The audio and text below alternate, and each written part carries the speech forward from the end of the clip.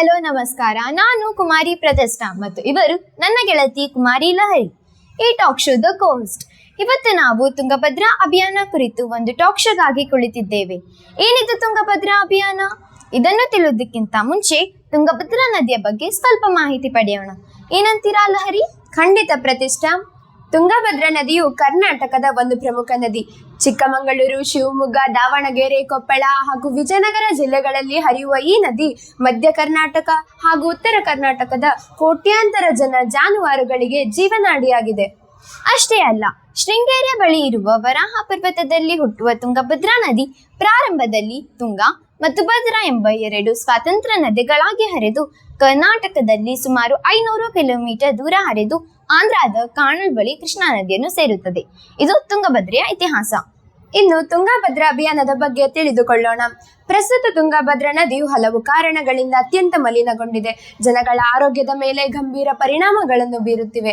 ಈ ಕುರಿತು ಜನಜಾಗೃತಿ ಮಾಡುವ ಉದ್ದೇಶದಿಂದಾಗಿ ಶಿವಮೊಗ್ಗದ ಪರ್ಯಾವರಣ ಟ್ರಸ್ಟ್, ನವದೆಹಲಿಯ ರಾಷ್ಟ್ರೀಯ ಸ್ವಾಭಿಮಾನ ಆಂದೋಲನ, ನಿರ್ಮಲ ತುಂಗಭದ್ರಾ ಅಭಿಯಾನ ಪಾದಯಾತ್ರೆಯನ್ನು ರೂಪಿಸಿ ಸುಮಾರು 430 ಕಿಲೋಮೀಟರ್ಗಳ ಈ ಬೃಹತ್ ಪಾದಯಾತ್ರೆಯನ್ನು 2 ಹಂತಗಳಲ್ಲಿ, ಅಂದರೆ ಮೊದಲನೇ ಹಂತದಲ್ಲಿ ಶೃಂಗೇರಿಯಿಂದ ಹರಿಹರದವರೆಗೆ 230 ಕಿಲೋಮೀಟರ್, ನಂತರ ಹರಿಹರದಿಂದ ಕಿಷ್ಕಿಂಧವರೆಗೆ 2ನೇ ಹಂತದಲ್ಲಿ ಪಾದಯಾತ್ರೆ ಮಾಡಿ ಜಲಜಾಗೃತಿ ಕೈಗೊಂಡಿದೆ.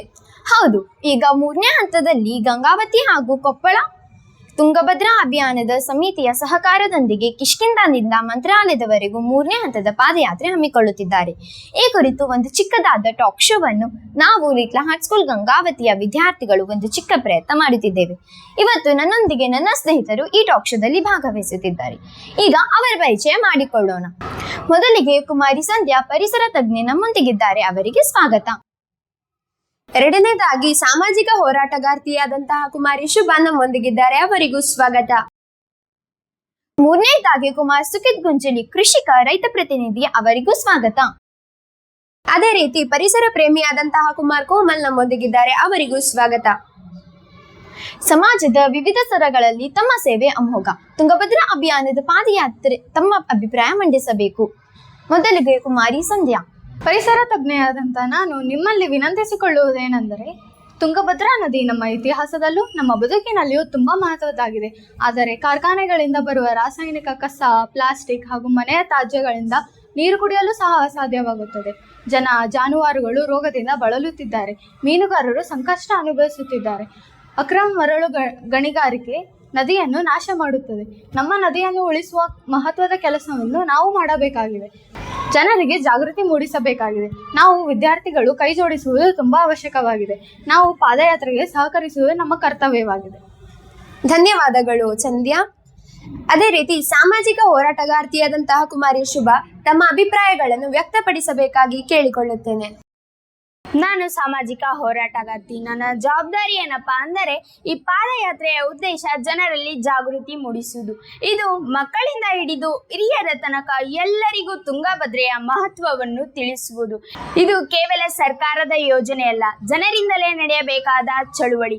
ನಾವು ಮರಗಳನ್ನು ನೆಡಬೇಕು, ನೀರನ್ನು ಉಳಿಸಬೇಕು, ಪ್ಲಾಸ್ಟಿಕ್ ಅನ್ನು ತಡೆಯಬೇಕು. ಈ ಕಾರಣಗಳಿಂದಲೇ ಮಾತ್ರ ನದಿ ಉಳಿಯುತ್ತದೆ. ಧನ್ಯವಾದಗಳು ಶುಭಾ. ಈಗ ರೈತ ಪ್ರತಿನಿಧಿಯಾದಂತಹ ಕುಮಾರ್ ಸುಖಿತ್ ತಮ್ಮ ಅಭಿಪ್ರಾಯವನ್ನು ವ್ಯಕ್ತಪಡಿಸಬೇಕಾಗಿ ವಿನಂತಿಸುತ್ತೇನೆ. ನಾನು ರೈತ. ನಮ್ಮ ಹೊಲಗಳಿಗೆ ನೀರಿಲ್ಲದೆ ನೆಲ ಬತ್ತಿ ಹೋಗುತ್ತಿದೆ. ತುಂಗಭದ್ರಾ ಶುದ್ಧವಾಗಿದ್ದರೆ ನಮ್ಮ ಜೀವನ ಹಸನಾಗಿರುತ್ತದೆ. ಆದ್ದರಿಂದ ಈ ಪಾದಯಾತ್ರೆ ರೈತರ ಹಕ್ಕಿಗಾಗಿ ನಡೆಯುತ್ತಿರುವ ಮಹತ್ವದ ಹೋರಾಟ. ನಾವೆಲ್ಲರೂ ಹೋರಾಡೋಣ. ಧನ್ಯವಾದಗಳು ಸುಖಿತ್. ಅದೇ ರೀತಿ ಪರಿಸರ ಪ್ರೇಮಿಯಾದಂತಹ ಕುಮಾರ್ ಕೋಮಲ್ ತಮ್ಮ ಅಭಿಪ್ರಾಯಗಳನ್ನು ವ್ಯಕ್ತಪಡಿಸಬೇಕಾಗಿ ಕೇಳಿಕೊಳ್ಳುತ್ತೇನೆ. ನದಿ ಮಾಲಿನ್ಯ ನಮ್ಮ ಆರೋಗ್ಯದ ಮೇಲೆ ನೇರ ಪರಿಣಾಮ ಬೀರುತ್ತದೆ. ಹೊಟ್ಟೆ ಕಾಯಿಲೆ, ಚರ್ಮ ರೋಗ, ಕುಡಿಯುವ ನೀರಿನ ಕೊರತೆ ಉಂಟಾಗುತ್ತದೆ. ನಾವು ವಿದ್ಯಾರ್ಥಿಗಳಾಗಿ ನಮ್ಮ ಹೊಣೆಗಾರಿಕೆಯನ್ನು ಅರಿತುಕೊಳ್ಳಬೇಕು. ನದಿ ನಮ್ಮ ಭವಿಷ್ಯದ ಹಕ್ಕು. ನಾವು ಪ್ಲಾಸ್ಟಿಕ್ ಬಳಸದೆ ನೀರನ್ನು ಉಳಿಸಿ ಪರಿಸರವನ್ನು ಕಾಪಾಡಿದರೆ ಮಾತ್ರ ನದಿ ಉಳಿಯುತ್ತದೆ. ತುಂಗಭದ್ರಾ ಉಳಿದರೆ ನಮ್ಮ ಬದುಕು ಉಳಿಯುತ್ತದೆ. ಧನ್ಯವಾದಗಳು ಕೋಮಲ್. ಇದುವರೆಗೂ ತಮ್ಮ ವಿಚಾರಗಳನ್ನು, ಅಭಿಪ್ರಾಯಗಳನ್ನು ತಿಳಿಸಿದ್ದಕ್ಕಾಗಿ ಧನ್ಯವಾದಗಳು. ತುಂಗಭದ್ರಾ ಅಭಿಯಾನದ ಪಾದಯಾತ್ರೆಯಲ್ಲಿ ನಾವೆಲ್ಲ ಭಾಗವಹಿಸಿ ಯಶಸ್ವಿಗೊಳಿಸೋಣ. ವರಕವಿ ದ.ರಾ. ಬೇಂದ್ರೆ, ವರನದಿ ತುಂಗಭದ್ರೆ. ತುಂಗಭದ್ರಾ ಅಭಿಯಾನದಲ್ಲಿ ಭಾಗವಹಿಸಿ ಯಶಸ್ವಿಗೊಳಿಸೋಣ. ಧನ್ಯವಾದಗಳು.